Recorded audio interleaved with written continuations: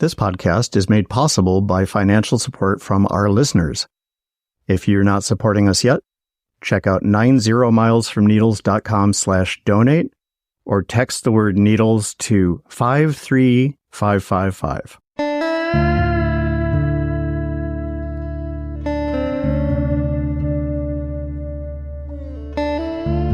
Think the deserts are barren wastelands? Think again. It's time for 90 Miles from Needles, the Desert Protection Podcast.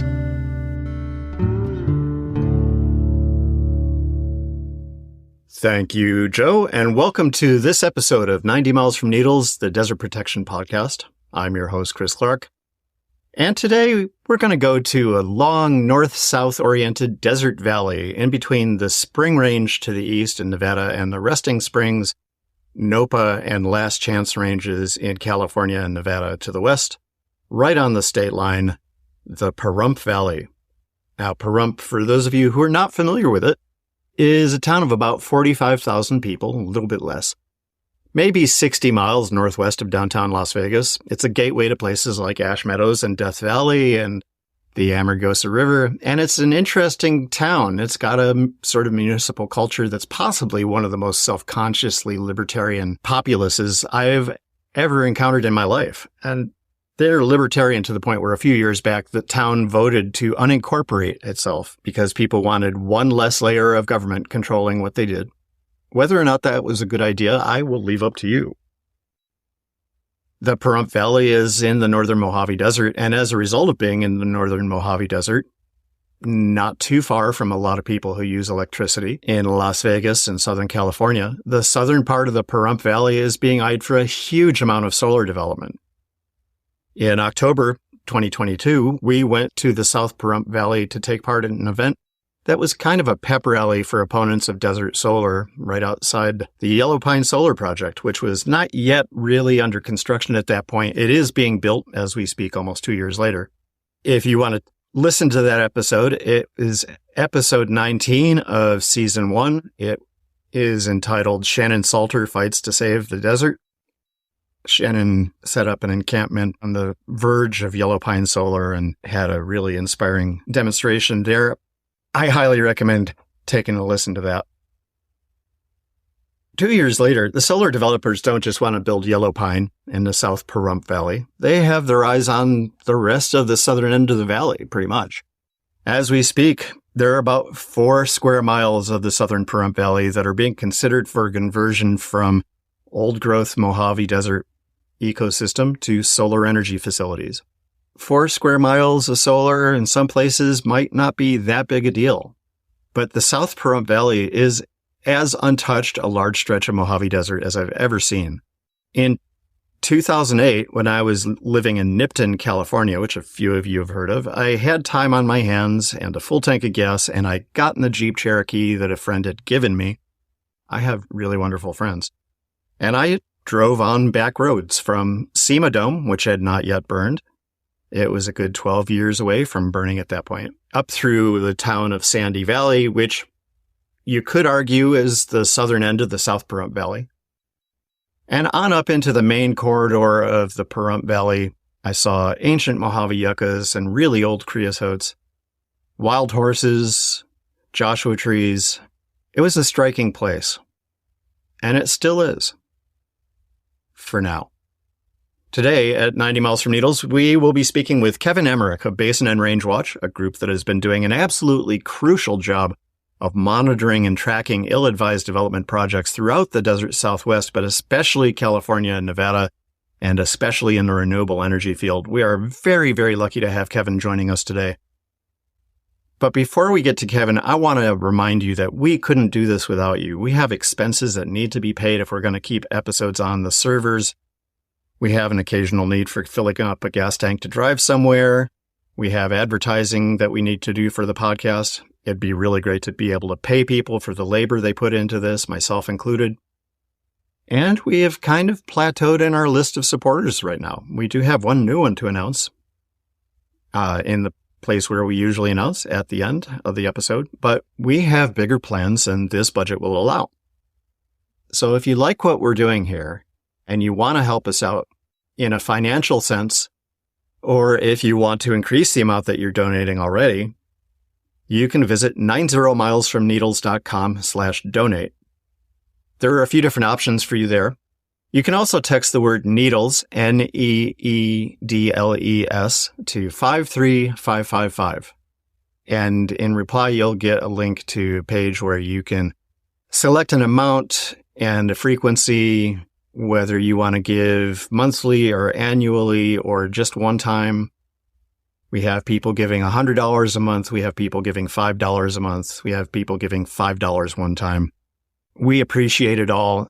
Thank you for your support. A quick note about audio quality in our interview with Kevin. You may notice that there's a little bit of interference, staticky sounding stuff in this interview. When you interview people remotely who live in small towns around the desert Southwest, sometimes you got to use tools that are less than ideal for the job. And because bandwidth isn't always what you would like, we do have ways to record studio quality recordings of people remotely. We use them a lot, but they do take a little bit faster internet connection sometimes. And that wouldn't work for this conversation. So Kevin and I met over Zoom and recorded our conversation there, and it worked pretty well. But you can hear that Zoom audio quality rearing its ugly head. I don't think it interferes too much with the ability to understand what either of us are saying, but it's definitely noticeable. And just wanted to let you know that we know. We are doing the best we can with the tools we have in the ecosystem and the landscape that we are working in and that we love. Let's go to the interview.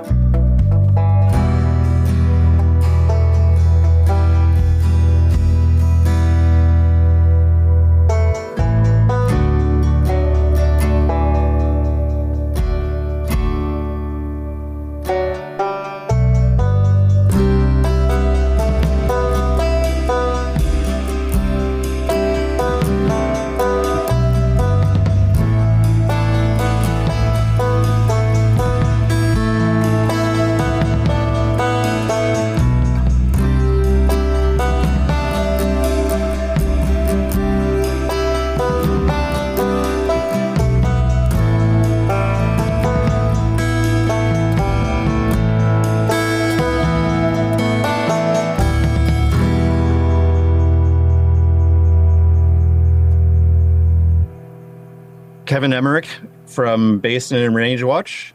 Thanks for joining us. Thank you. It's great to be here. I love this podcast. Thank you for the kind words. So tell me what Basin and Range Watch is. Well, Basin and Range Watch is now a nonprofit organization. We're based out of Beatty, Nevada, actually, but we also have property in the Mojave Desert in California.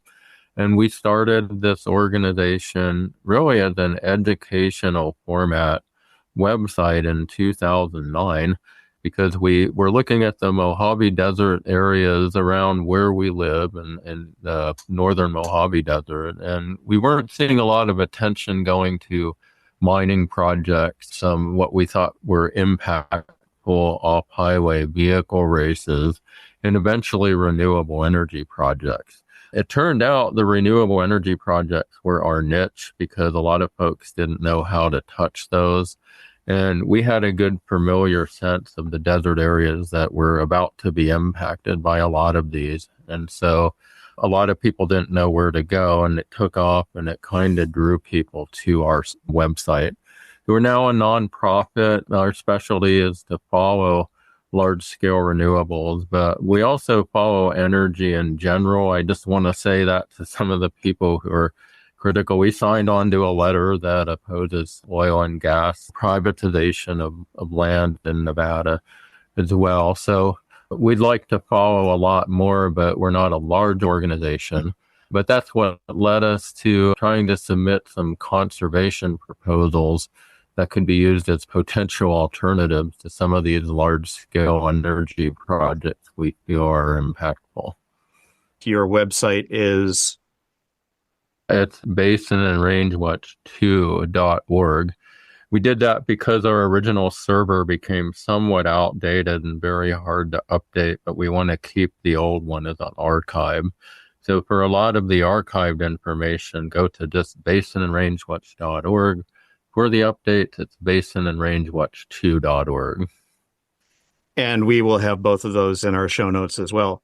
So you have been working among many, many other places in the desert in the Pahrump Valley to alert people to some goings on there.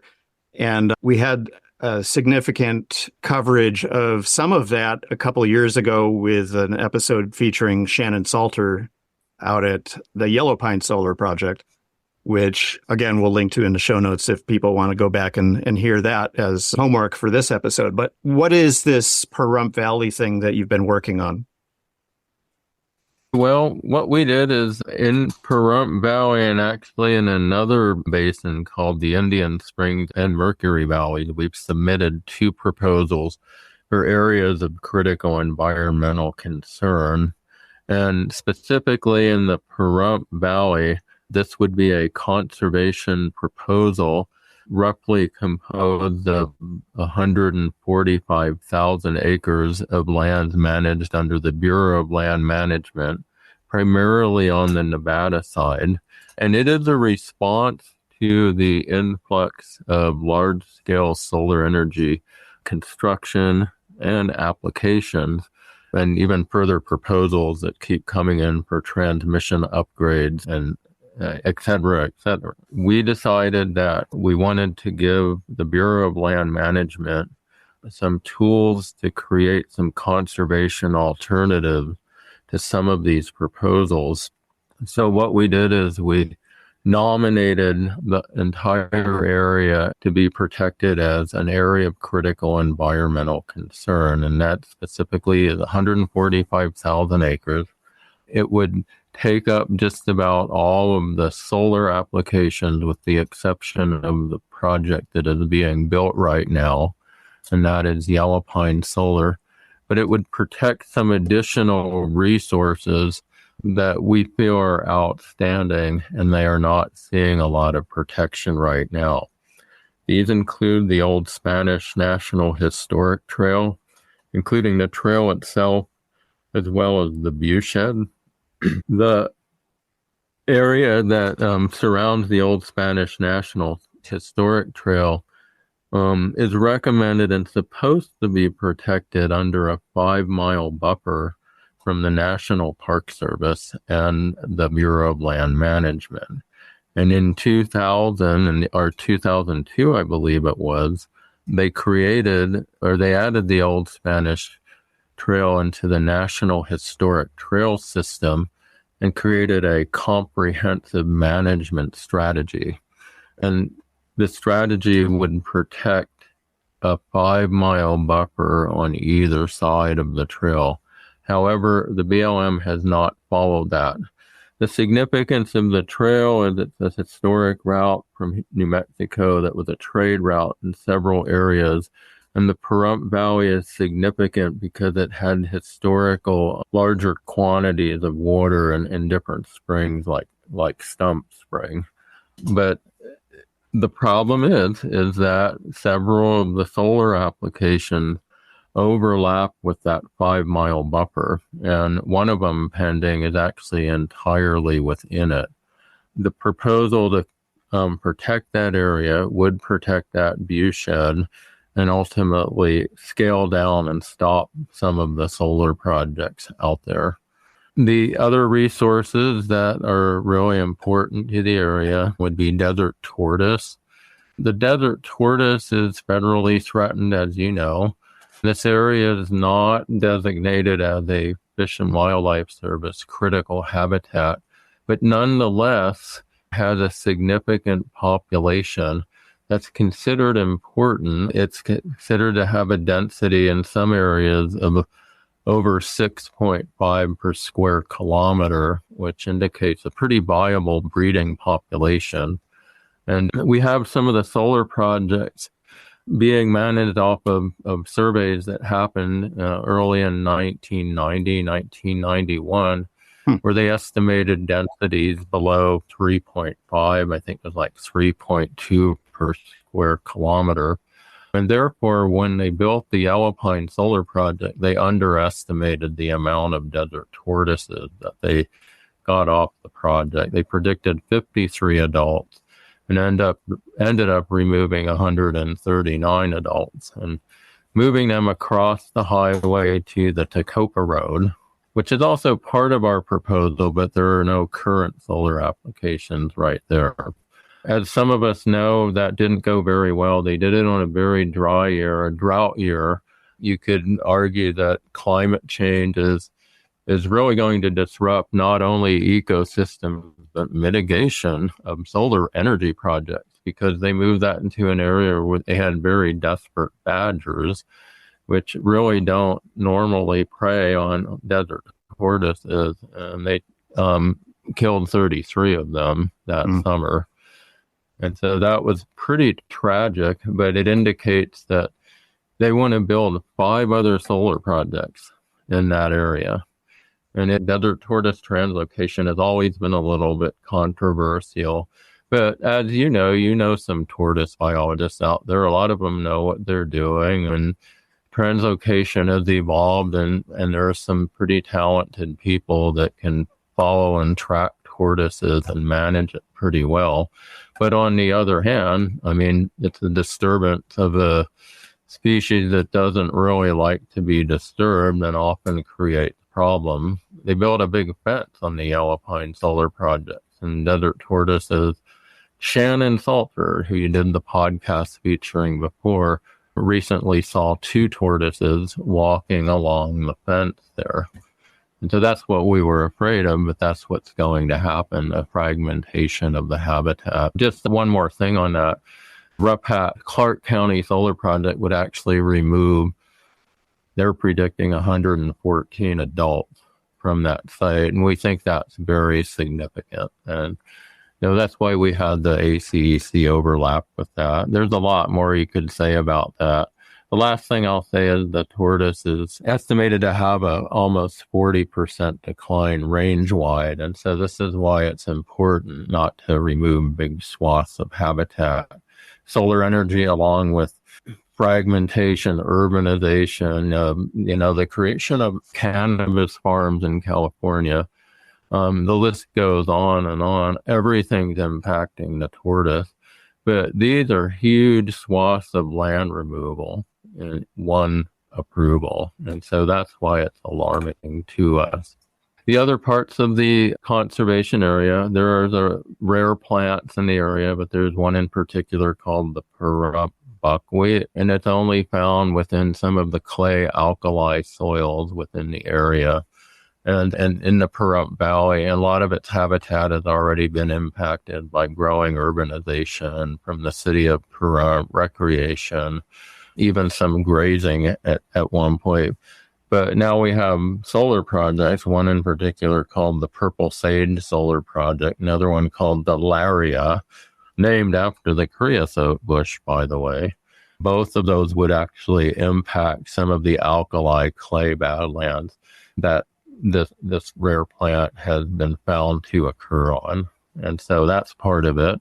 And the other part that's really interesting about this area, and it's kind of shocking to us that they want to build solar on mesquite woodlands. And there actually are a few washes within this Purple Sage Energy Center proposed project that have a pretty dense thicket of mesquite in them. Each one of them seems to have like a couple hundred trees within them. We found phainopeplas and other birds on these trees right within the project. And it's just kind of amazing to me that they might actually bulldoze this. And so the mesquite woodlands and the neotropical migrants are actually part of this nomination.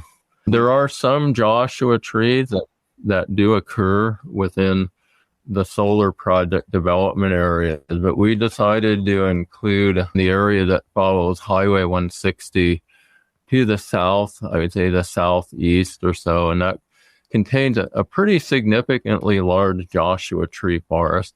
It's not the western Joshua tree, it's the eastern Joshua tree. But I think we can all agree that they're all threatened by drought, and in many cases, wildfire, I think, could actually be a problem within that area too. This is the same species of Joshua tree as was destroyed in the Dome Fire and the York Fire. Yeah, it is. It is. So even though it has really no recognized protection in Nevada, this is a way to get some recognition to that. So the other interesting thing about the area is the paleontological resources. In 2014, Congress designated the Tule Springs Fossil Beds National Monument on the other side of the Spring Range. That's where Mount Charleston is, just west of Las Vegas, Nevada. However, much of that formation, somewhere around 10 to 12,000 years old or so, is actually contained in the South Pahrump Valley. And so we did some literature searches, talked to some paleontologists, and did find out that there were occurrences where people have found fragments of Columbian mammoths in the area. And I also believe camels as well, Ice Age Pleistocene animals. And there's one in the Cathedral Canyon area, which is just over the border in California, and then one near Stump Spring. Well, Laura, she's my partner in crime with Basin and Range Watch. We were out there last summer looking for mammoth fossils, not thinking we'd find one. But within about, I'd say, 20 minutes outside of the car, Laura said, "Hey, Kevin, I found one." I thought she was kidding. But we went over there, and it was a molar of a Columbian mammoth. It was a tooth, and it was exposed by a lot of the flooding that happened from the monsoons that we had last year. It would later, ironically, be covered up by later monsoons, and so it's difficult to find now. We left it where it is. We reported it to the BLM. And paleontological resources are protected under a 2009 law, the Paleontological Resources Protection Act. And I believe that fine caused them to survey that site a lot more. And it did have some significant delays on the project, but they still want to move forward with it. And they don't have any plans to excavate it. And they're claiming that placing solar panels over it won't damage it. It seems like driving piles in to support the solar panels is going to risk some damage to fossils that are just below the surface. Oh, most definitely. I mean, I could have damaged that accidentally stepping on it with my hiking boot. I mean, it's ridiculous to try to claim that won't be damaged. Another interesting element about that particular project site is at the BLM land, but somehow got overlooked under the 2012 Solar PEIS, the Programmatic Environmental Impact Statement, and became the Western Solar Plan, in that they evaluated a lot of the lands for slope criteria. And as it stands now, until they change it, probably later this month, is what I'm hearing. Yeah. There's going to be a final EIS. But they made it so a lot of solar projects would not allow to be developed on slope over 5%. In this case, the slope is in there. There are these very steep canyons and badlands, and the slope is 20, 25%, 30 in some areas, but they're not the very high hills. But the company is going to literally have to cut and fill and grade all of this stuff. And so they're asking for a lot of water in order to do this. They're seeking from the state probably 1,000 acre feet of water. And so you can see where this is going. I mean, it's a major footprint. It's a lot of damage, and any paleontological resources out there are pretty much toast. Yeah.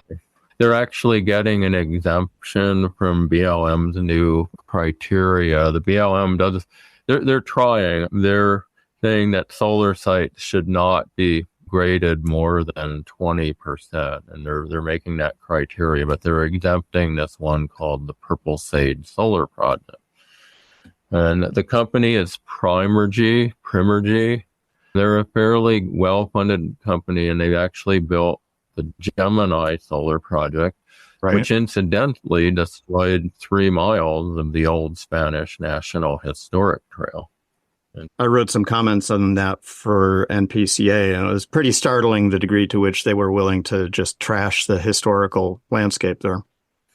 Yeah. And you know what they did for mitigation? They took high-resolution photos and put them in the Smithsonian, and we thought that was particularly interesting.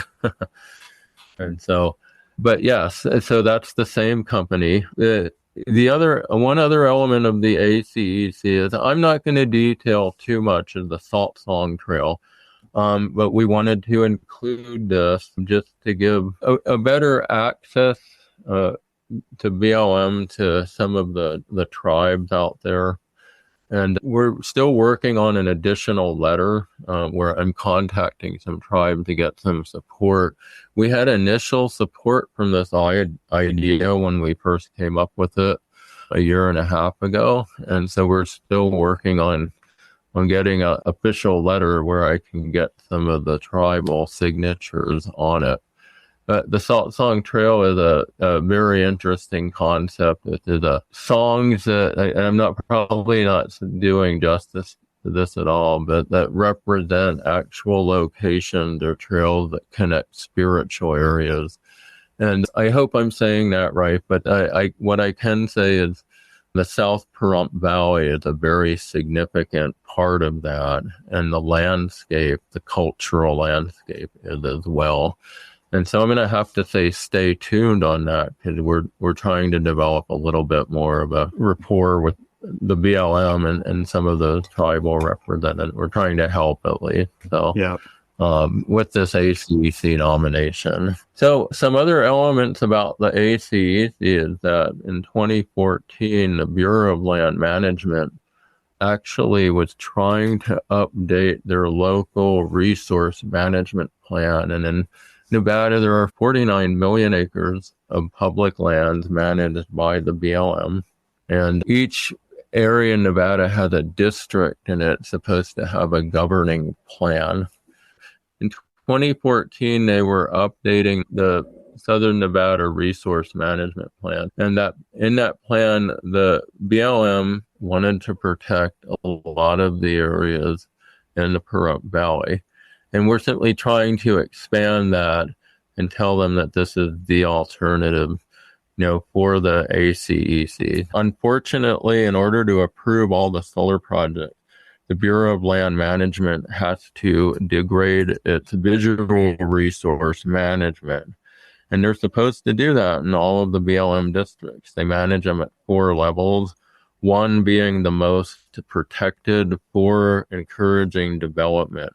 And what they're trying to do is really downgrade the entire area to 4 in what they call resource plan amendments. And that's with the approval of these different solar projects.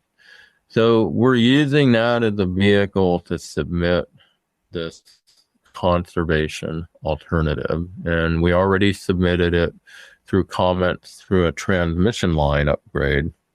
It's going to have several of these plan amendments. And the timing is really good. That if there is a change of administration, and if it becomes the Trump administration, it's likely that they will dismantle this recent Bureau of Land Management public land rule. Mm-hmm. But there's a lot of advantages to referencing that particular rule within some of these ACEC nominations, because the BLM would actually like to use that as one of their better vehicles for conservation. And that's simply, to be honest, an ACEC is a much weaker management than, say, a national monument. They can change it, and they can do the nomination based on one, or more elements, and not manage any of the others in the ACEC. And so the BLM kind of likes that because it gives them a little bit of flexibility to change them, during the updates of their plan.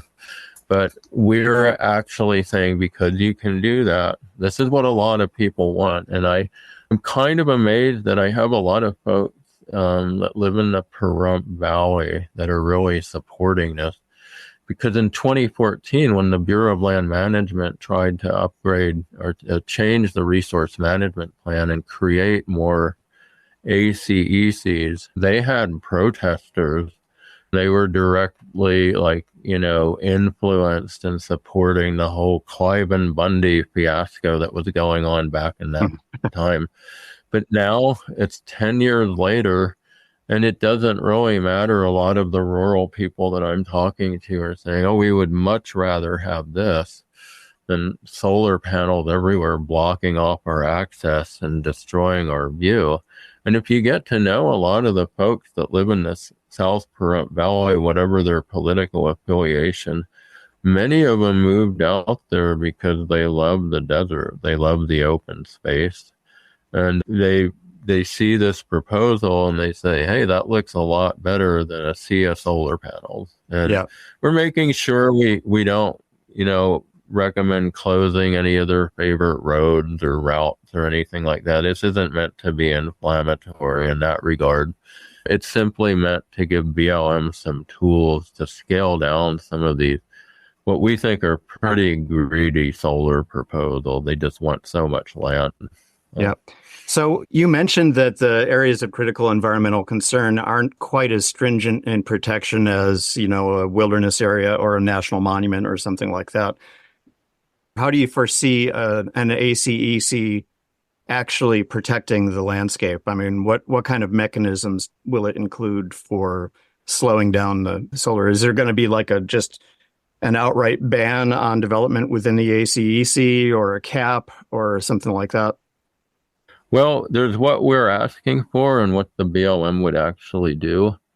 And right. So, what we're asking for, best case scenario, is that the ACEC would be the conservation alternative to the solar projects. And yes, we have a strong message. We don't think they should build any more after they're finished with yellow pine solar. So, that's the idealistic goal. There's what the BLM would do. And this could be used as a tool, perhaps, for them to say no to a couple of the up-and-coming solar projects and to perhaps shave off acreage to some of the existing project proposals that are now getting along pretty far within the National Environmental Policy Act review. Currently, there's, I would say, maybe 9,000 acres of BLM land that's going in through the scoping process or the draft EIS phase of the NEPA review right now. And so the idea of the BLM just agreeing to stop that and protect it is not necessarily realistic. But on the other hand, when you read some of the documents, like the review for one of the solar projects called Rough Hat Clark County Solar, we don't feel that the BLM seriously considered the conservation guidelines of the large regional resource management plan. And we don't think that they considered a conservation alternative. And so we have that here. Let's say a group out there wants to litigate. We've given them a tool to use, a pretty powerful tool to do that. If the BLM decides they want to ignore us, which they have so far on this one, I'll add, there could be some problems later on down the road. I just will say that we are not the only organization that's highly disturbed about the impacts these projects are having on the desert tortoise. And some of those other ones are a little bit more powerful than we are. And so there are some advantages in that regard. So in many ways, this is a symbolic gesture. Like, for example, we had a pretty good article from the Las Vegas Review-Journal come out about this. I thought it was pretty well done. It was myself and Laura that met with them, but they talked a lot about the ecology that Laura was explaining to them and the impact that these projects would have. And the ACEC proposal is what inspired them to come out there and have a look at it. We've done everything, including asked the Interior Secretary to cancel the review of a project because we know they can do that. They did it with Crescent Peak Wind in 2018. Right. They really didn't respond to us, but it made a lot of press, and our whole plea was based on the desert tortoise. I mean, the desert tortoise is seeing a great decline, and here you are moving forward with a project that will remove more square miles of its habitat. And so, of course, if they agreed to that, that would set precedents, and they'd have to consider that for every other project that some local community can't stand. But on the other hand, getting it in the newspaper, getting it on the website, getting the reporters to be interested in it, really send a direct message to a lot of the land managers out there. We do have one successful ACC where we took up the chain of command to the deputy director, Nada Culver, and met with her over it, and that's over Cactus Springs, over the hump from Mount Charleston, the Spring Range. And that area is described as the most crucial desert tortoise connectivity area in Nevada. And it got her interested enough to have that considered, in the review of one of the solar projects. But at this point, no, we're not getting any feedback about the Pahrump Valley. We believe that, the BLM wants solar and they want it there. And it's not something that you can necessarily point fingers at to the field offices for the Bureau of Land Management. There's a lot of good people working for them, but upper management's really directing a lot of these to move forward. And so this is a way of saying just halt, slow down, cut it out with the desert tortoise, manage the old Spanish trail better, communicate with the tribes better, recognize the rare plants, and definitely look at these paleontological resources. Take that more serious. That all sounds really good. How can listeners get involved and help you guys out? Well, when I can, and I'm probably talking about the week after next, I'm going to put out an action alert from our group that will be kind of a form letter to a state director, the BLM National Director, Tracy Stone Manning, to consider this. We do have approximately, I think it's now, I can't remember the count of organizations, it's 13 or 14 that are supporting it. And so we're going to try to keep up the momentum for that. Okay, so do you have a place for people to sign on for a mailing list or anything like that? We do actually have one off of our Basin and Range Watch 2 website. Okay, so basinandrangewatch2.org. And go and actually, as soon as we're done recording this, I'm going to go do that myself. Go and sign up. Okay. And Kevin, I just really appreciate you taking some time. And I know you got a lot on your plate, but this is a really interesting and important issue. And we will be reaching out to get updates. Well, thank you very much. And like I say, keep up the good work with this podcast. It's really good to get this information out there. I learn a lot from it. Well, great. Thank you so much for saying that. And maybe we'll run into each other out in the desert sometime pretty soon.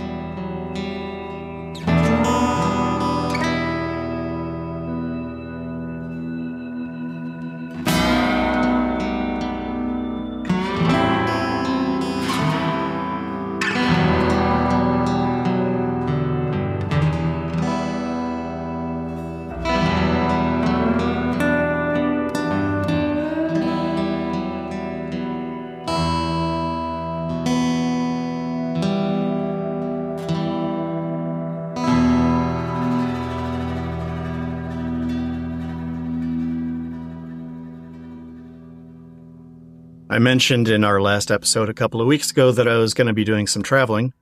Personal traveling, that is, not work traveling. And in fact, my wife Laura and I spent 4 or 5 days in Buffalo, outside of Buffalo anyway, in the woods a little bit, in the small towns ringing the very small city that I grew up in Western New York.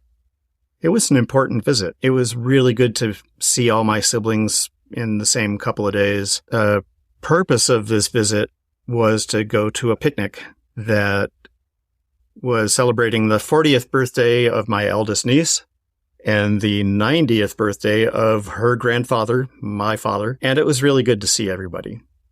It was really good to get out of the desert for a little bit. You know, I've lived here for a little bit over 16 years. I had been coming to visit for at least 30 years before that. The desert is definitely home, and I hadn't thought of Western New York as home for a long time. But somehow, on this trip, it was. This was my first visit to upstate New York in 25 years, and I get the sense that it won't be 25 years before the next time I visit. First off, I'm not sure I'll be here. Confident, but not certain that I will be here in 25 years. But there's also, a bunch of stuff I wanted to show Laura that we just didn't get a chance to do because there was a hurricane and it was raining on us. Kind of takes the fun out of stomping up a creek to hunt for brachiopods. At any rate, it's really good to be back in the saddle, really good to be back recording another episode of this podcast, and I want to thank you for listening. Very much want to thank Kevin Emmerich of Basin and Range Watch for joining us. You can keep track of what Basin and Range Watch is up to by going to basinandrangewatch2.org. Also want to thank Joe Jeffrey, our voiceover guy, and Martine Mancha, our podcast artwork artist extraordinaire. Our new donor joining our ranks is Amanda Cox. Thank you, Amanda. If you want to take Amanda's place as our newest donor, go to 90milesfromneedles.com/donate, and you can bump her from that privileged slot. Take it for yourself. Our theme music, Moody Western, is by Brightside Studio. Other music used in this episode comes from Slipstream. And even though we are in the end of August, it is still hot out there. People are falling ill from heat injury throughout the Southwest, actually across the country, but especially so in the Southwest. Remember, stay inside when you can. Air conditioning and swamp coolers are your friends. Stay hydrated. Drink more water than you think you need. Drink when you're thirsty. Do not go on strenuous hikes. Not too much longer, and we should be getting those typical autumn desert temperatures in the chilly 90s and even the upper 80s. That's way better hiking weather. In the meantime, take care of yourself. The desert really needs you, and I will see you at the next watering hole. Bye now.